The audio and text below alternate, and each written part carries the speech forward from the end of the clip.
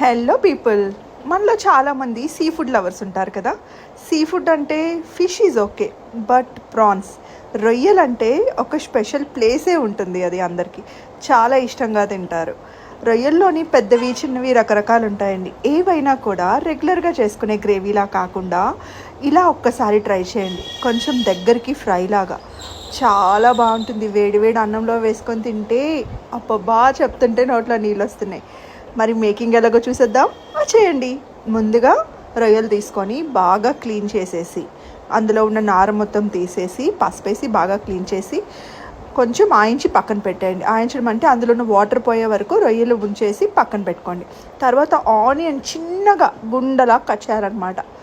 బాగా అలా కట్ చేసి మిర్చి కూడా సన్నగా చిన్నగా కట్ చేసి అవి బాగా వేగిన తర్వాత మనం ఆల్రెడీ కొంచెం రొయ్యలు పక్కన పెట్టుకున్నాం కదా, వాటర్ పోయే వరకు చేసి ఆ రొయ్యలు అందులో వేసి కొంచెం అటు ఇటు ఫ్రై చేయండి.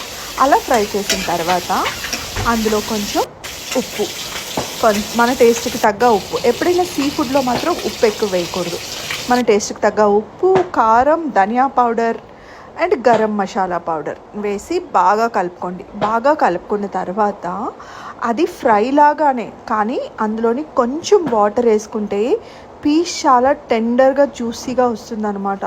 కొంచెం పెద్ద ప్రాన్స్ కదా, వాటర్ వేయాల్సి ఉంటుంది ఫ్రైకి అయినా కూడా. ఒక్క హాఫ్ గ్లాస్ ఆఫ్ వాటర్ వేసి స్టవ్ లో ఫ్లేమ్లో పెట్టేసి అది బాగా ఉడికినంత వరకు చూడండి, ఆయిల్ పైకి తేలుతుంది కదా, ఇలా ఉంచండి. ఎక్కువ టైం పట్టదండి, హార్డ్లీ ఒక 7 to 8 minutes అంతే. సీ ఫుడ్ తొందరగా ఉడికిపోతుంది, ఎక్కువ వాటర్ కూడా పట్టదు అందులో. ఎప్పుడైనా కూడా దగ్గరికి వేసి కొత్తిమీర కొంచెం ఎక్కువే వేసుకోండి. కొత్తిమీర కొద్దిగా ఎక్కువ వేసి మళ్ళీ కలుపుకొని లో ఫ్లేమ్లో పెట్టి దగ్గర అయ్యగానే స్టవ్ ఆపేసి కొంచెం కొత్తిమీరతో గార్నిష్ చేసుకొని పక్కన పెట్టేసుకోండి. ఇంకా తర్వాత వేడి వేడి అన్నంలో వేసుకొని కలుపుకొని తినేయడమే.